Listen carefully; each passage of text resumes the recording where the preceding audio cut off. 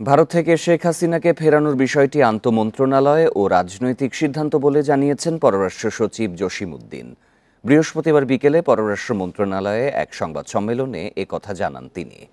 পররাষ্ট্র সচিব আরও জানান, বাংলাদেশের সমুদ্র সীমা থেকে ধরে নিয়ে যাওয়া ৭৯ জেলে নাবিককে ফেরাতে ভারতের সঙ্গে কথা চলছে। এছাড়া মিয়ানমারের সাম্প্রতিক পরিস্থিতির দিকেও নজর রাখছে ঢাকা। সংবাদ সম্মেলনে জানানো হয়, ১৪ থেকে ১৭ ডিসেম্বর বাংলাদেশ সফর করবেন তিমুর লেস্তের প্রেসিডেন্ট হোসে রামোস হোর্তা।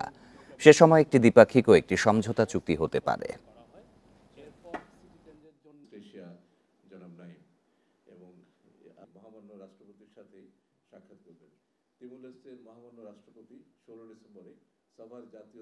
আর ফেরানোর বিষয় যেটা বললেন, একটা আন্তঃমন্ত্রণালয় বিষয়ক একটা বিষয় এবং এটা একটি রাজনৈতিক সিদ্ধান্তের বিষয়, এবং পররাষ্ট্র মন্ত্রণালয়ে যখন এই অনুরোধ আসবে তখন আমরা তার পরবর্তী প্রক্রিয়াটা শুরু করব। ধন্যবাদ।